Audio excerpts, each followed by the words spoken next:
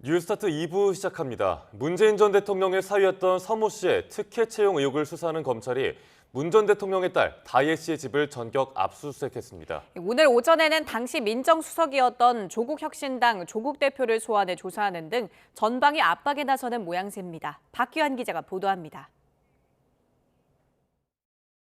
검찰이 문재인 전 대통령의 딸 다혜 씨의 집 등을 압수수색했습니다. 다혜 씨 전 남편 서모 씨의 태국 저가항공사 특혜 채용 의혹을 확인하기 위해서입니다. 앞서 검찰은 지난 1월 경남 양산에 있는 서 씨 집을 먼저 압수수색했습니다.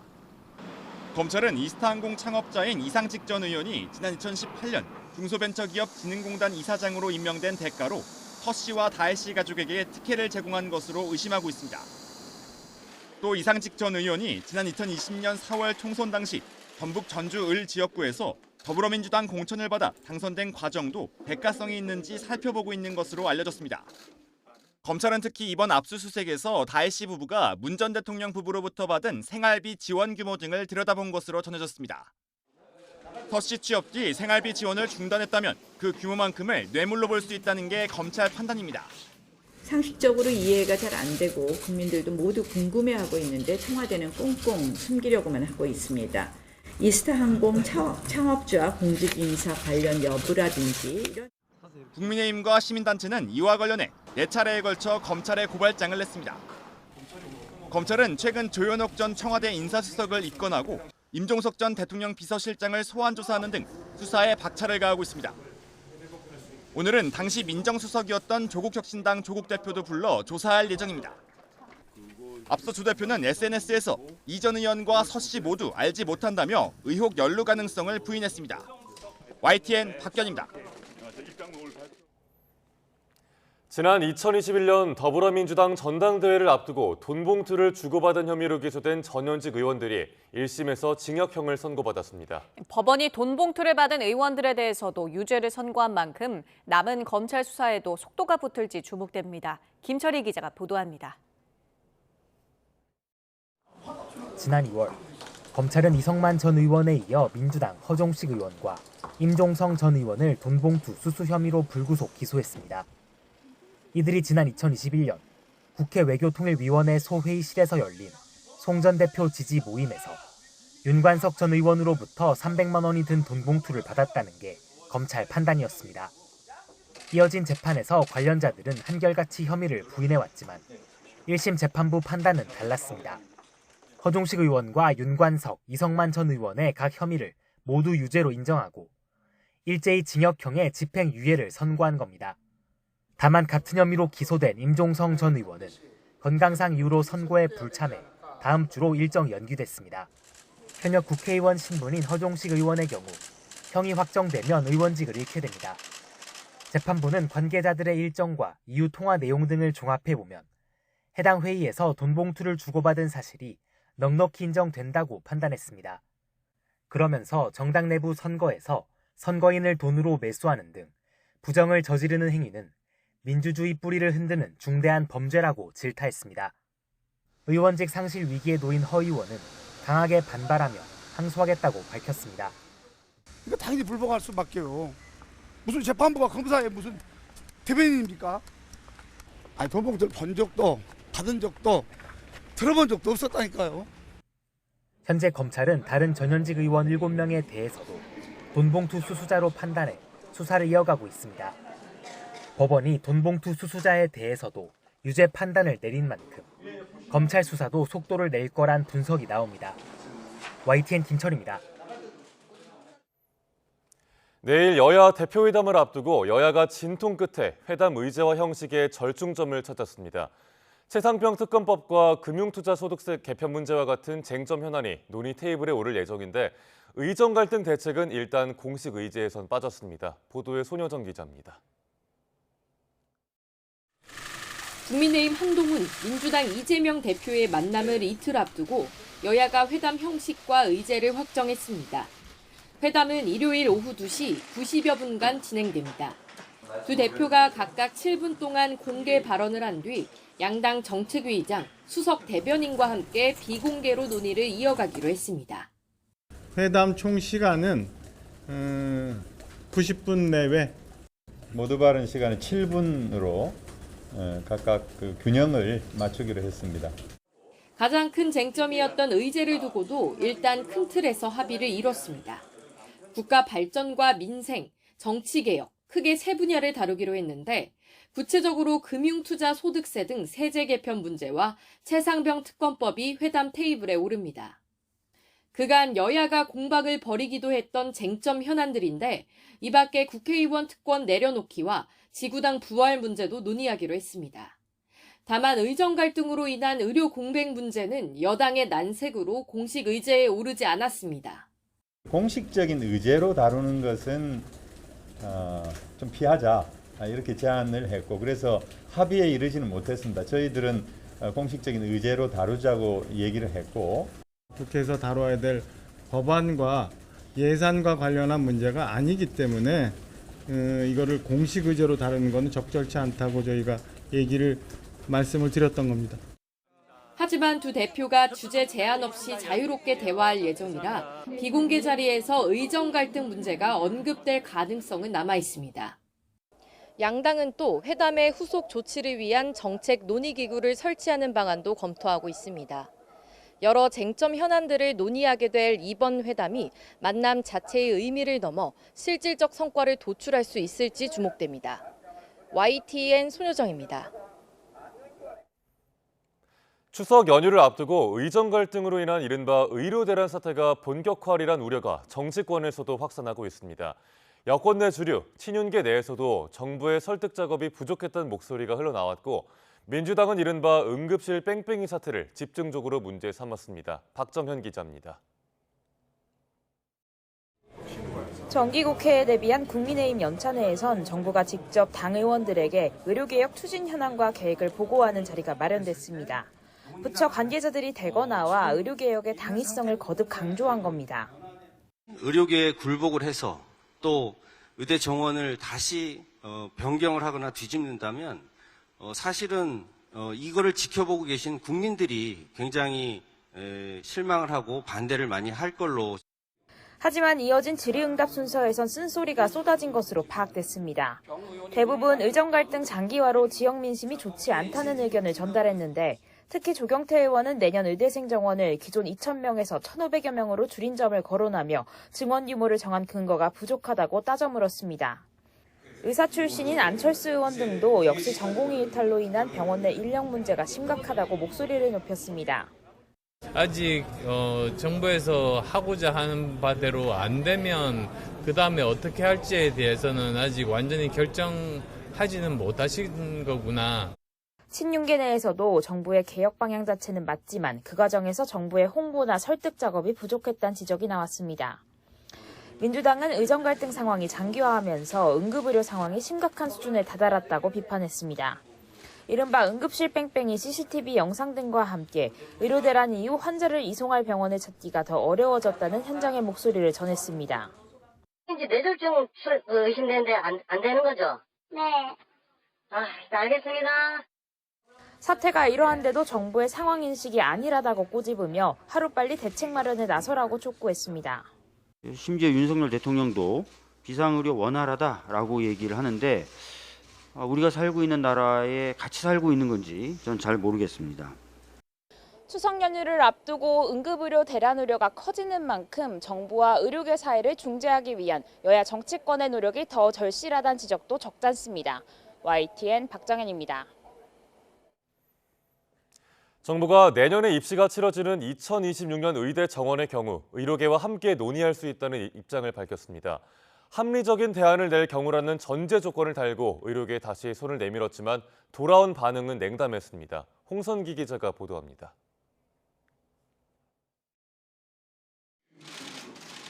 정부는 의료개혁 1차 실행 방안을 발표하면서 올해 안에 의료 인력 수급 추계와 조정을 위한 논의기구를 출범시키기로 했습니다. 그러면서 논의기구에 의료계가 참여해 합리적 대안을 제시한다면 2026년도 의대 정원 규모를 논의할 수 있다고 밝혔습니다. 의료계가 추계 조정 시스템 활용에 동의하고 2026년 정원에 합리적인 대안을 제시한다면 이러한 추계 시스템을 활용한 논의도 충분히 가능하다고 생각이 듭니다. 원론적 얘기로 들릴 수도 있지만 2035년까지 이어지는 의사 인력 확충 계획은 이미 확정된 것이라던 기존의 정부 태도와 미묘한 차이가 있습니다. 특히 대통령실이 불가 입장을 냈던 한동훈 국민의힘 대표의 2026학년도 의대 증원 유예 요구와 연결돼 있다는 점도 눈에 띕니다. 의료개혁 특위는 전공의 수련을 담당하는 지도 전문의 1인당 최대 8천만 원을 지원하는 등의 전공의 수련 체계 혁신 방안도 내놨습니다. 수련 시간을 줄여서 전공의의 부담을 덜어주겠다는 계획입니다. 내년부터 연속 수련은 36시간에서 24시간으로, 주당 수련은 80시간에서 72시간으로 단축하는 시범 사업을 실시하고 2031년까지 주당 수련 시간을 60시간까지 단계적으로 단축하겠습니다. 상급 종합병원은 중증 환자 비율을 현재 50%에서 70%까지 높여서 중환자 중심 병원으로 전환하고 전공의 비중을 절반 수준으로 낮추기로 했습니다.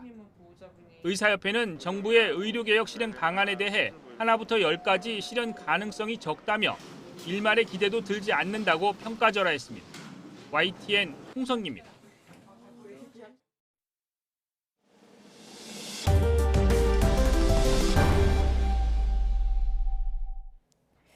주말인 오늘도 서울 등 내륙은 33도 안팎의 폭염이 기승을 부리겠습니다. 하지만 휴일인 내일부터는 낮 기온이 특보 수준 이하로 내려가겠고 한 달 이상 길게 이어진 내륙의 폭염특보도 주말 사이 해제될 가능성이 큽니다. 정혜윤 기자의 보도입니다. 가을이 시작하는 9월을 앞두고 있지만 한낮 더위는 여전히 한여름 수준입니다. 강하게 내리쬐는 햇살 아래 서울 등 내륙 기온이 33도 안팎까지 치솟았고 체감 온도도 크게 올라 용인과 양평 등 경기 일부 지역은 무려 36도에 육박했습니다. 일본에 상륙한 태풍 산산에서 동풍이 유입되며 기온이 크게 오른 건데 주말까지는 한여름 같은 더위가 계속될 것으로 보입니다.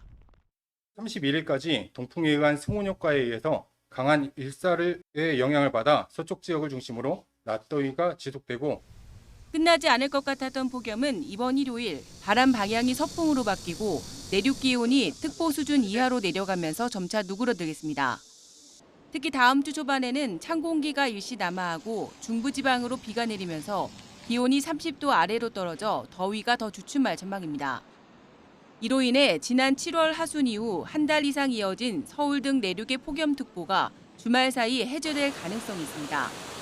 일사가 차단이 되고 그리고 강수로 인한 기온 하강에 북쪽에서 찬 공기도 더불어 남하를 하기 때문에 기온이 일시적으로 하강하면서 폭염특보가 해제되는 지역이 다소 많을 것이다. 한편 해안가로 불고 있는 강풍은 태풍 영향권에서 멀어지면서 주말 새벽부터 점차 약해지겠습니다. 다만 너울성 파도는 동해안을 중심으로 다음 주 초반까지 이어질 가능성이 있어 지속적인 주의가 필요합니다. YTN 정혜윤입니다. 제10호 태풍 산산이 일본 열도를 지나는 가운데 강풍과 폭우로 인한 피해가 갈수록 커지고 있습니다. 특히 태풍에서 한참 떨어진 간토 지방 등 수도권도 게릴라성 폭우가 이어지면서 영향력을 확대하고 있습니다. 도쿄에서 김세호 특파원입니다. 도로가 폭우로 완전히 잠기며 물바다로 변했습니다.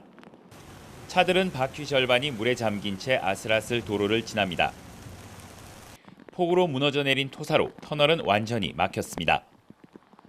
규슈에 머물던 초강력 태풍 산산이 한참 떨어져 있는 수도권까지 위력을 떨쳤습니다.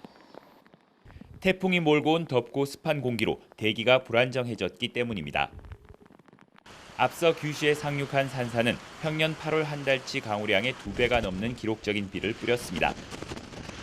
하천은 넘치고 도로는 잠겼고 강풍으로 인한 건물 파손까지 속출했습니다.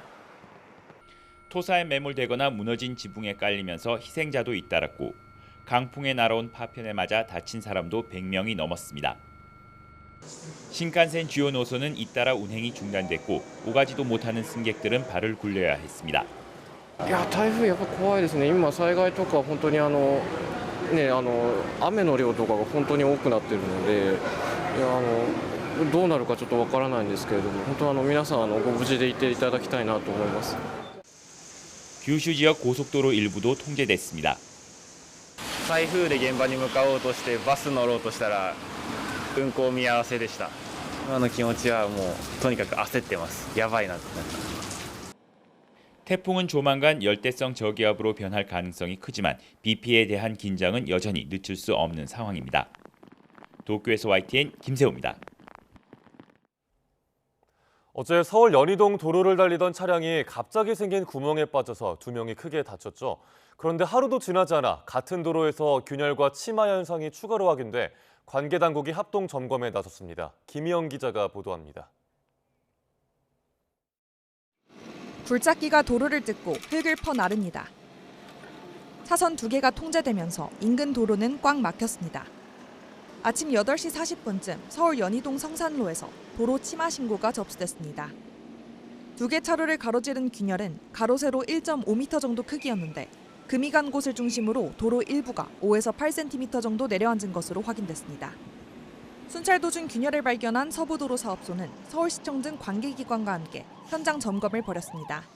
서울시는 이번에 균열과 치마가 발생한 장소가 앞선 땅꺼짐 사고처럼 급격한 집안 치마 우려가 있는 곳은 아니었다고 밝혔습니다. 또 하수박스 연결부 불량으로 인해 균열이 생긴 것으로 보고 복구 조치를 완료했습니다. 하루 전 땅꺼짐 사고로 2명이 크게 다친 지점에서 불과 100m 정도 떨어진 곳에 또다시 균열이 발생해 불안감이 커졌습니다. 앞서 땅꺼짐이 발생하기 직전 도로를 달리던 차량들이 덜컹거리던 모습이 공개되며 이번 균열과 치마도 땅꺼짐의 전조 증상 아니냐는 우려가 나오기도 했습니다.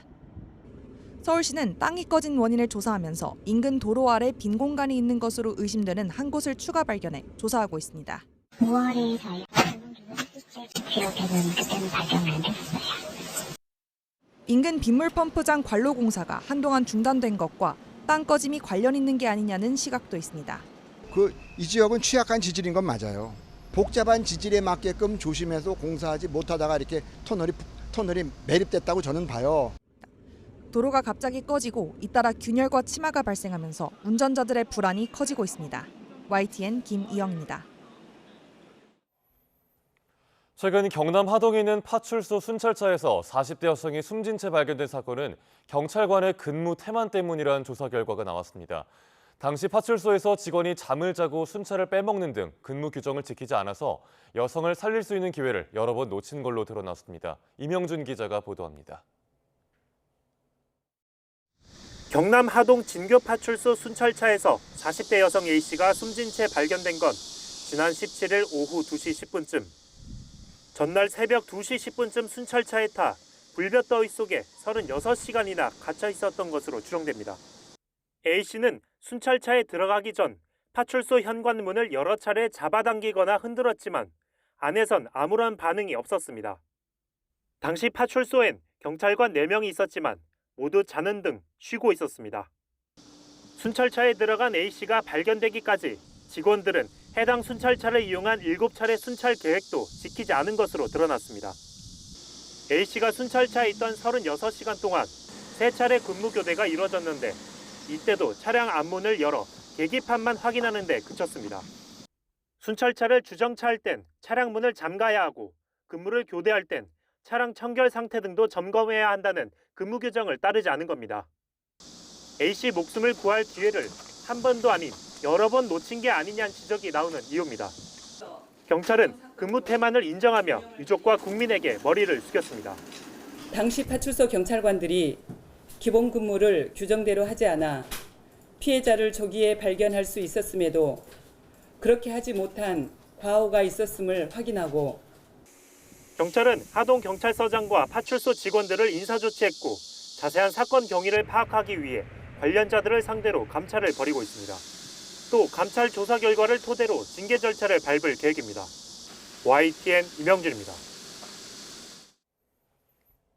만취 상태에서 전동 스쿠터를 몰다 적발된 그룹 방탄소년단 BTS의 멤버 슈가가 검찰에 넘겨졌습니다. 혈중 알코올 농도는 0.227%의 만취 상태였던 걸로 확인돼 처벌을 피하기는 어려워 보입니다. 양동훈 기자입니다. 그룹 BTS 멤버 슈가가 검찰에 넘겨졌습니다. 지난 6일 밤 서울 한남동 자택 근처에서 만취 상태로 전동 스쿠터를 몰다가 붙잡힌 뒤 24일 만입니다. 경찰은 슈가에게 도로교통법상 음주운전 혐의를 적용했습니다. 슈가는 처음 적발 당시 맥주 한 잔 마시고 잠깐 몰았다는 취지로 경찰에 진술했지만 실제 혈중 알코올 농도는 0.227%로 면허 취소 수치를 훌쩍 뛰어넘은 만취 상태였습니다. 슈가는 이후 직접 경찰에 출석해 조사를 받으면서 혐의를 모두 인정했습니다. 일단 굉장히 죄송합니다. 많은 팬분들과 많은 분들께 정말 큰 실망을 안겨드린 점 진심으로 반성하고 있고요. 성실히 조사 이용하고 오겠습니다. 다시 한번 죄송합니다. 사건을 넘겨받은 검찰은 보안 수사를 거쳐 조만간 슈가를 기소할 전망입니다. 혈중 알코올 농도 수치가 0.2%를 넘으면 2년 이상 5년 이하의 징역이나 1,000만 원에서 2천만 원의 벌금형에 처할 수 있습니다. 슈가는 사회복무요원으로 대체복무 중에 음주운전을 했다는 점에서도 비판받고 있는데 가능성은 크지 않지만 만약 징역형에 처해질 경우 수감이 끝난 뒤 다시 복무해야 합니다. YTN 양동훈입니다. 후배 성추행 등의 혐의를 받는 피겨 간판 이혜인 선수가 재심에서도 3년의 자격정지 중징계를 받았습니다. 19살 나이에 사실상 은퇴 기로에 선 건데 이혜인 측은 소송을 제기할 계획입니다. 조은지 기자입니다. 지난 5월 이탈리아 전지훈련 기간 음주와 성추행이 있었다며 빙상연맹은 국가대표 피겨 선수에게 자격정지 3년 중징계를 내렸습니다. 선수 인생이 끝날 위기 속에 이혜인은 이름과 얼굴을 드러내고 YTN과 인터뷰에 나섰습니다. 성추행이 아니라 비밀 연인 사이의 애정 표현이었다며 다정한 메시지까지 보여주며 괴로움을 토로했습니다. 그게 사귀던 사이에 있었던 일인데 그 일을 성추행이라고 보도하는 기사를 보고 좀 마음이 많이 아프고 성적 가해 행위나 성추행은 전혀 없었고 사실이 아니라고 말씀드리고 싶어요. 동시에 상급기관인 대한체육회에 재심을 신청했고 2달 만에 스포츠공정위원회가 열렸습니다. 이혜인은 미성년자 성추행범으로 낙인 찍혔다, 누명을 벗고 싶다면서 그저 한 사람으로서 사실을 밝히고 싶은 마음뿐이라고 호소했습니다. 하지만 공정위는 갑론을박, 치열한 경론을 벌인 끝에 감경 사유가 없다면서 재심의 신청을 기각했습니다. 후배 선수의 나이와 재반 상황을 고려해 빙상연맹 징계가 적절하다고 본 겁니다. 문화체육관광부의 전방위 감사를 받는 체육회가 자칫 자정능력 상실이나 제 식구 감싸기로 질타받을까 봐 엄격한 잣대를 적용했다는 평가도 나왔습니다. 피겨 여왕 김연아 이후 10년 만에 세계선수권 시상대에 올랐던 이혜인은 이로써 19살 나이에 은퇴 기로에 섰습니다. 오는 2027년 6월까지는 선수 등록도 대회 출전도 불가능하고 밀라노 동계올림픽에도 나설 수 없습니다. 이혜인은 징계 효력정지 가처분과 징계 무효 확인 본안 소송 등을 통해 법적 구제에 나선다는 계획입니다. YTN 조은지입니다. 서울 지하철 당산역과 연결되는 광역버스 전용 환승센터가 오늘부터 본격 운영을 시작합니다. 김포와 인천을 오가는 광역버스 통행 시간이 10분 정도 단축될 것으로 보이는데요. 당산역 일대 도심 교통체증도 크게 개선될 것으로 기대됩니다. 차정윤 기자가 다녀왔습니다. 서울 지하철 2호선과 9호선을 지나는 당산역 인근 버스 정류장입니다. 퇴근 시간이 되자 광역버스를 타려는 승객들로 대기줄이 지하철 계단까지 빽빽하게 늘어져 있습니다. 앞으로 이 같은 대기 상황이 대폭 개선될 것으로 보입니다. 당산역 광역버스 전용 환승센터가 손님 맞이 준비를 마치고 새벽 첫 차부터 본격 운영을 시작합니다. 신설되는 환승센터를 이용하는 광역버스는 김포와 인천에서 서울을 오가는 9개 노선. 복잡한 도심 구간에 들어오지 않고 올림픽대로에서 바로 환승센터로 진입해 승객들을 승하차할 수 있어 수도권 주민들의 출퇴근길이 10분 이상 줄 것으로 전망됩니다. 김포, 인천에서는 노돌로를 타고 들어오는데 그 도로가 굉장히 좀 막히고 신호등도 있고 운행 시간이 오래 걸리는데 지금 개통되면은 올림픽대로를 바로 타고 바로 들어오기 때문에 승객들의 보행 편의도 크게 개선됩니다. 지하철 역사에서 환승센터까지 이르는 길이 90m 연결 통로에 지붕을 설치해 눈과 비를 피할 수 있고 냉난방 기능이 갖춰진 실내 공간에서 버스 운행 상황을 살펴볼 수 있습니다. 서울시는 광역버스와 일반 차량이 엇갈리면서 발생했던 당산로와 양평로 일대 차량 정체도 크게 해소될 것으로 전망했습니다. YTN 차종은입니다. 탄소 배출을 줄이기 위한 국제적인 노력의 하나로 지속가능 항공유라는 게 있는데요. 일반 항공유보다 탄소 배출량을 80%나 줄일 수 있는 친환경 항공유인데 우리나라도 이 항공유를 사용하는 상용 운항을 시작했고 범정부 차원의 지원책도 나왔습니다. 김기봉 기자가 보도합니다.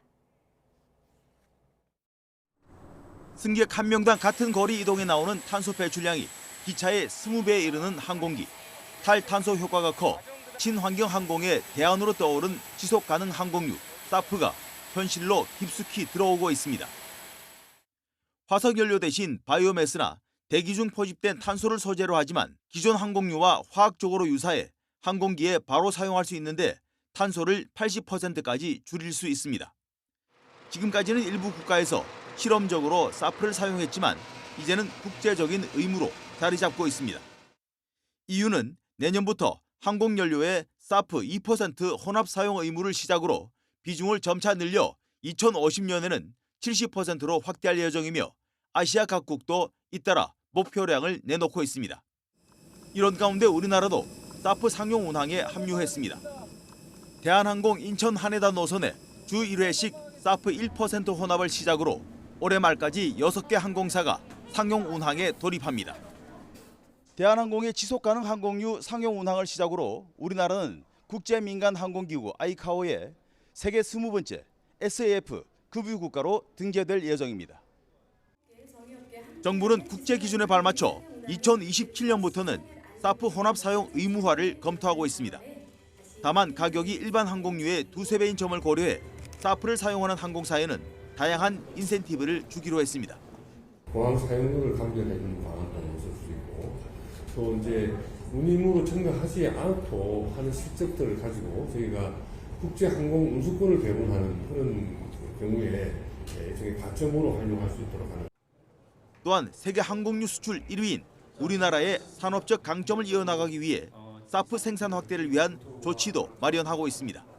투자세액 공제는 지금 시작을 하고 있지만 이걸로는 저희가 좀 불충분한 부분이 있는 걸로 보고 향후에 금융 지원이라든가 세제 지원 강화하는 방안을 지금 관련 부처하고 협의를 할 계획이고요.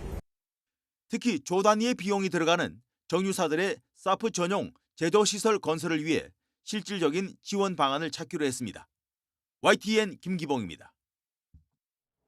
과일의 고장 충북 영동에서 지역 대표 축제인 영동 포도축제가 막을 올렸습니다. 품질 좋기로 소문난 영동 포도를 직접 맛볼 수 있고 다양한 체험과 즐길거리를 선사해 방문객들의 발길이 이어지고 있습니다. HCN 충북방송 이완종 기자입니다.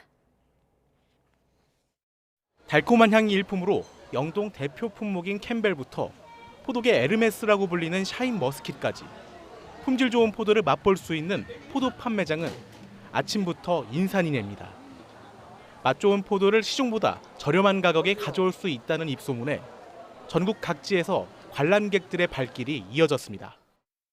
저는 이제 서울시 또 그 의정부 여러 단체 한 30명이 왔습니다. 개인택지 사업자. 그래가지고 지금 포도를 먹어보니까 아주 달고 맛있어요. 농가에서 올해 축제를 앞두고 심혈을 기울여 포도를 키워낸 만큼 직접 맛을 본 관람객들의 반응은 폭발적입니다. 10시즌부터 손님 많이 오셨고 생각보다 종류도 많다고 하셨고 달고 되게 좋아하셨던 것 같아요. 올해로 19번째를 맞은 영동 포도축제.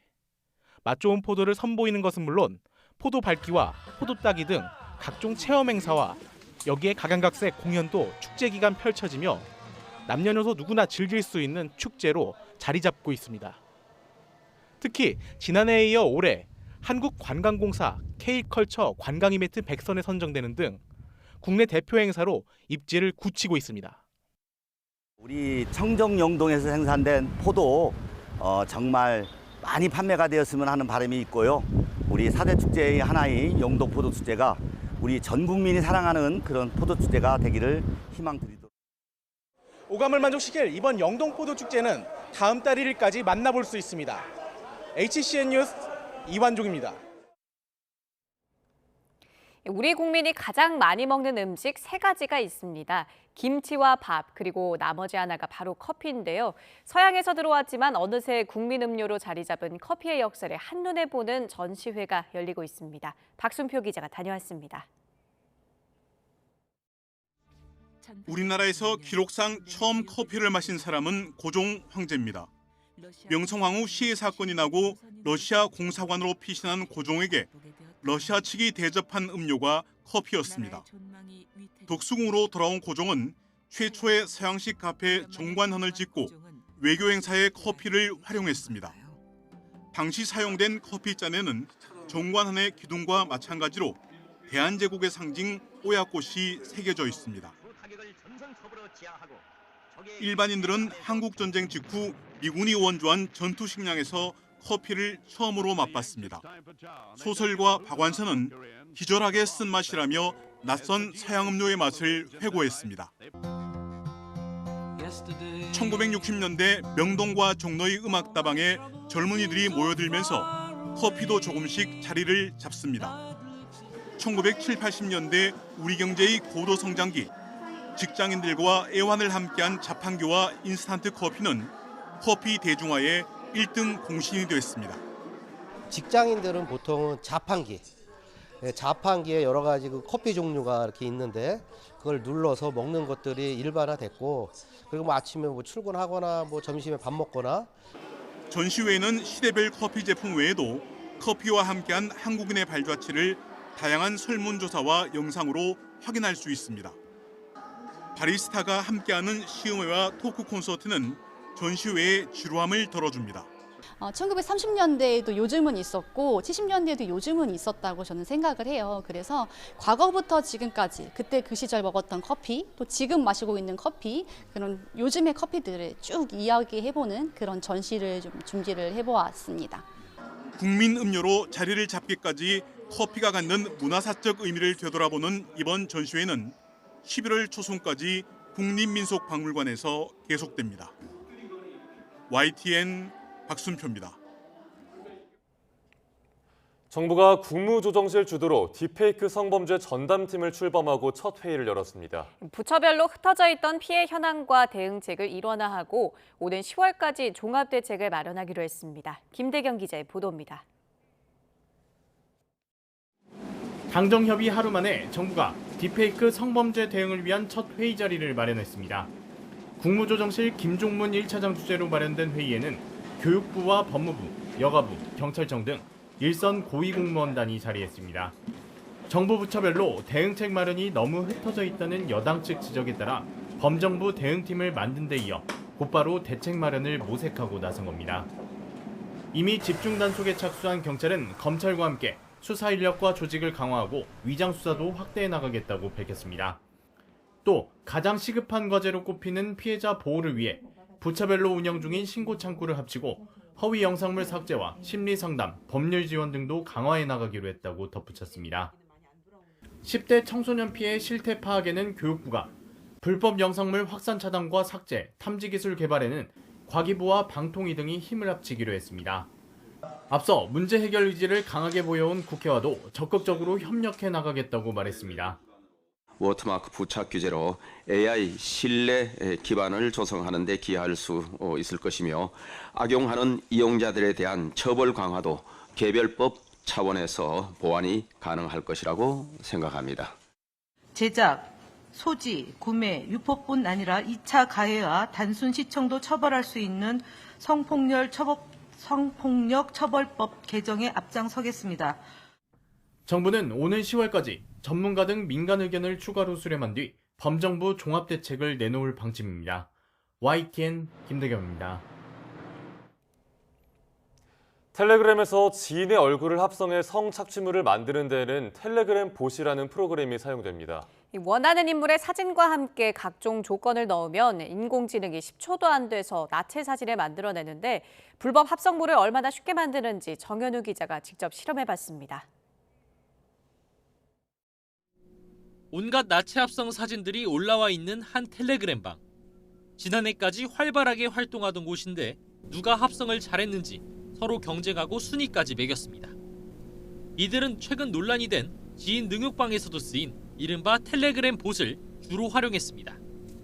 텔레그램 내에서 실행되는 프로그램인데 얼굴 사진만 올리면 인공지능이 나체 이미지를 합성해줍니다.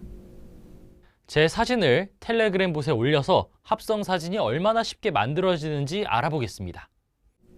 봇 프로그램 링크를 타고 텔레그램 대화창에 들어가니 초반 몇 차례는 공짜로 이용할 수 있다며 사진을 보내라는 메시지가 뜹니다. 한 사람이 제대로 나온 사진을 이용하면 합성이 수월하다는 등 각종 안내사항이 나오고 기자의 얼굴 사진을 올리자 다양한 선택사항이 등장합니다. 나이대부터 체형, 의상 등을 설정할 수 있습니다. 몇 가지 선택사항을 고르고 완료 버튼을 누른 뒤 합성까지 걸린 시간은 단 8초.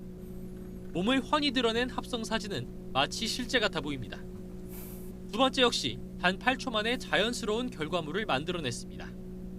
텔레그램 봇 링크만 있다면 원하는 대로 손쉽게 딥페이크 성착취물을 만들 수 있는 겁니다. 이렇게 제작과 유포가 간단하다 보니 피해가 걷잡을 수 없이 커지고 있습니다. 그냥 사진 하나 올려놓은 건데 이것이 무슨 큰 죄가 되냐라고 생각할 수도 있고요. 장난하는 건데 뭐 또 이게 큰일이 벌어지겠어? 라는 그런 이제 착각에 빠질 수도 있습니다. 하지만 수사는 쉽지 않습니다. 경찰은 이런 텔레그램 봇에 대해 내사하고 있지만 텔레그램 본사가 정보를 제공하지 않다 보니 봇 프로그램 제작자나 이용자, 합성물 유포자를 확인하기가 어렵습니다. 저지르기는 쉽지만 추적은 어려운 딥페이크 범죄. 전 세계적으로 피해가 커지는 만큼 국제 공조를 강화해 적극 대응해야 한다는 요구가 커지고 있습니다. YTN 정윤우입니다. 이렇게 최근 우리나라에서 딥페이크 성착취물이 사회 문제로 부상한 가운데 미국에서도 딥페이크 악용에 대한 주의보가 나오고 있습니다. 할리우드 유명 배우 톰 행크스는 최근 AI로 자신의 가짜 이미지와 목소리 등을 생성한 딥페이크 광고에 속지 말라고 대중에게 거듭 당부했습니다. 톰 행크스는 현지 시간 29일 밤 자신의 SNS에 내 이름과 닮은 꼴, 목소리를 이용해 기적의 치료법과 특효약을 홍보하는 광고가 인터넷에 여러 개 있다며 허락 없이 AI를 통해 사기성으로 만들어진 것이라고 밝혔습니다. 러시아 국민 메신저 텔레그램의 최고 경영자 파벨 두로프 체포로 러시아 사회가 술렁이고 있는데요. 두로프의 모국인 러시아와 서방 국가 간의 국제 분쟁으로 비화하고 있습니다. 이광현 기자가 보도합니다. 러시아 태생으로 형과 함께 텔레그램을 창업한 두로프가 프랑스에서 예비 기소되자 러시아 정부가 연일 두둔하고 나섰습니다. 한때는 러시아판 페이스북을 만들었다며 매각을 압박할 만큼 골칫거리 취급을 했습니다.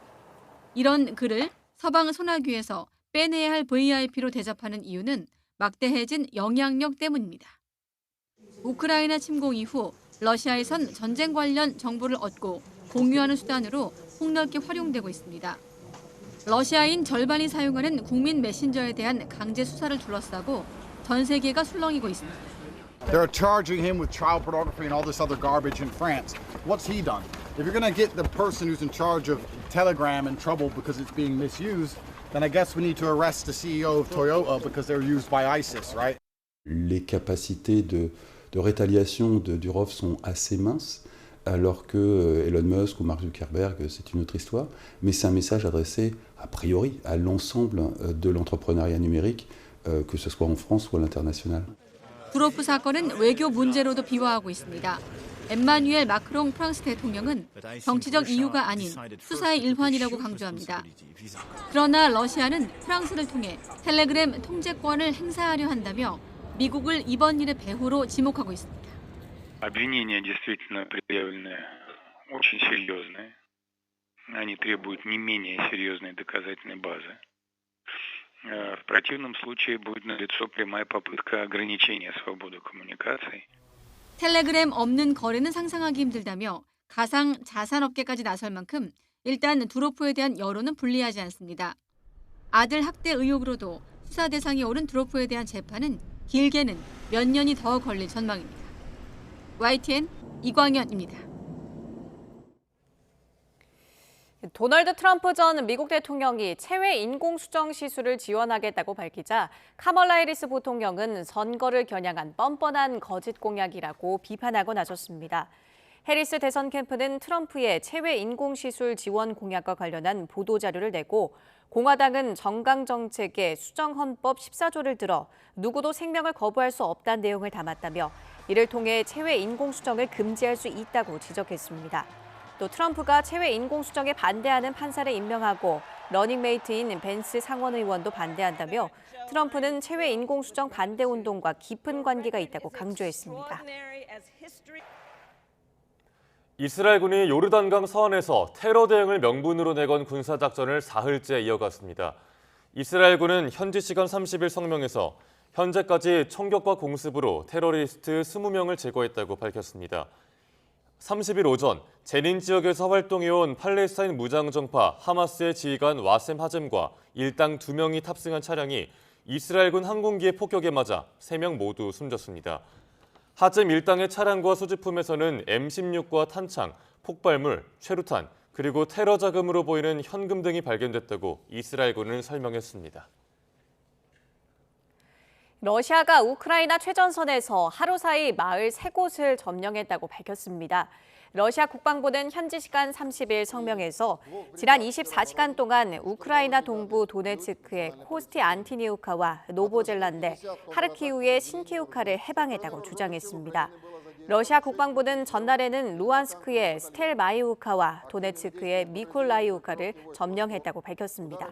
우크라이나군이 지난 6일부터 3주 넘게 러시아 본토 쿠르스크 공격에 집중하는 동안 러시아군은 우크라이나 최전선 공세를 강화하고 있습니다. 유럽연합 EU 회원국들이 우크라이나군 훈련 규모를 증강하기로 합의했습니다. 호세프 보렐 EU 외교안보 고위 대표는 현지 시간 30일 벨기에 브뤼셀에서 열린 EU 비공식 국방장관 회의가 끝난 뒤 연말까지 전체 훈련 규모 목표를 7만 5천 명으로 늘리기로 했다고 밝혔습니다. 단 가능한 한 우크라이나와 가까운 곳에서 훈련할 것이라며 우크라이나 영토에서는 하지 않기로 결정했다고 덧붙였습니다. 서방에서 지원받은 F-16 전투기가 추락하고 조종사가 숨진 것과 관련해 우크라이나 공군 사령관이 경질됐습니다. 볼로디미르 젤렌스키 우크라이나 대통령은 현지 시간 30일 국민을 보호하고 모든 병사들을 돌봐야 한다며 미콜라 올레슈크 공군 사령관을 교체하기로 했다고 밝혔습니다. 이에 따라 아나톨리 크리보조즈크 중장이 임시로 공군 사령관 직무를 맡을 예정입니다. 우크라이나는 국제형사재판소 회원국인 몽골에 다음 달 3일 블라디미르 푸틴 러시아 대통령이 방문하면 체포하라고 촉구했습니다. 우크라이나 외무부는 현지 시간 27일 텔레그램에서 몽골 정부가 푸틴이 전범이라는 사실을 알기를 바란다며 체포영장을 집행해 네덜란드 헤이그의 국제형사재판소로 이송하라고 요청했습니다. 하지만 드미트리 페스코프 크렘린궁 대변인은 기자들에게 푸틴 대통령의 몽골 방문과 관련해 걱정할 게 없다며 몽골 측과 멋진 대화를 나누고 있다고 말했습니다. 미국 오데오 인근 쇠락한 공업지대인 러스트벨트 지역 민주당 정치인들이 한국산 유정용 강관의 저관세 수입을 제한할 것을 촉구했습니다. 오하이오 출신 셰러드 브라운 상원의원 등은 지나 러먼도 상무장관과 캐서린 타이 미국 무역대표부 대표에게 한국산 유정용 강관의 수입 쿼터를 줄이라는 공개 서한을 보냈습니다. 의원들은 미국 내 유정용 강관의 수요가 작년보다 22% 줄어들 것으로 예상되는 상황에서 2018년에 한국산에 설정한 50만 8천 톤 쿼터는 효과가 없다며 수입 물량을 줄여야 한다고 주장했습니다.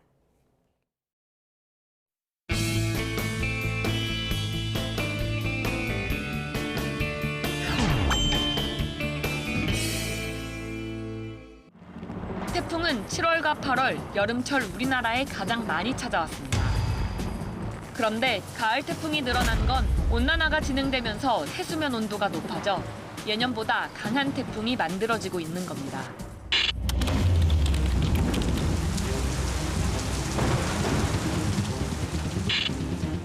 경상남북도의 해안으로부터 전국에 퍼져 우리나라에서 일찍이 보지 못한 막대한 피해를 입게 했습니다.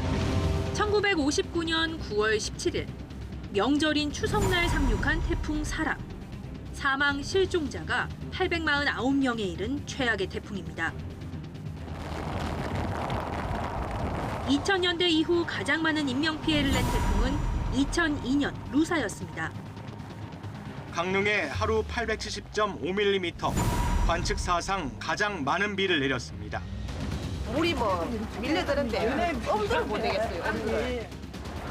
바람이 가장 강했던 태풍은 이듬해 찾아온 매미입니다.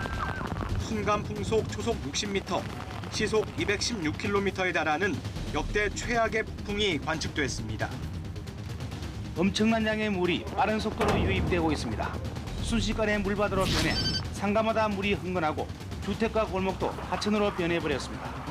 집에 물이 들어가서 입는 옷하고 몸뚱이만 빠져나온겨. 기록적인 인명 재산 피해를 줬던 태풍인데 모두 가을 태풍이라는 공통점이 있습니다.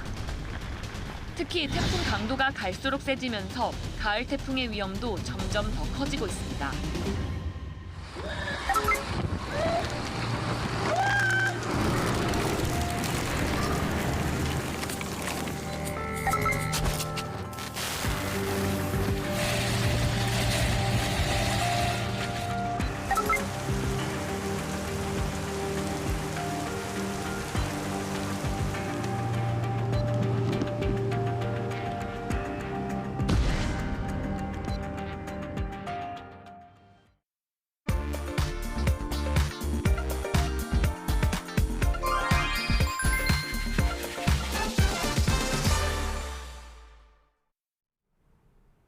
어느덧 8월의 마지막 날입니다. 이제 추석이 다가오고 있어서 슬슬 준비하실 텐데요.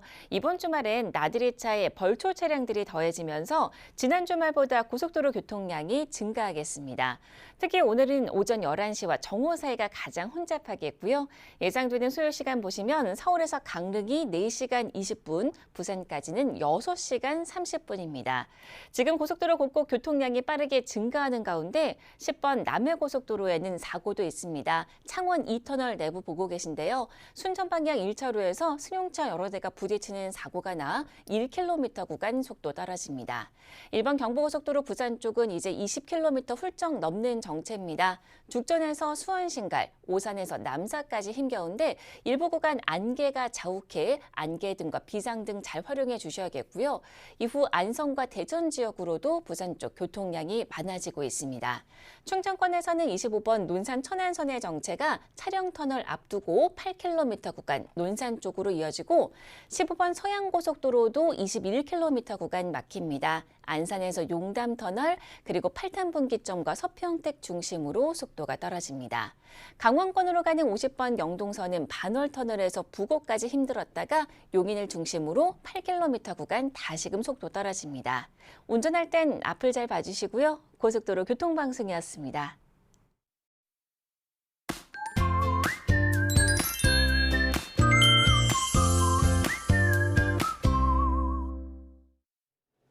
오늘 아침 안개가 많이 낀 곳이 있습니다. 강원도와 경북 북부인데요. 현재 200m 앞도 내다보기가 힘드니까 착한 간격 넉넉히 두고 이동하시길 바랍니다.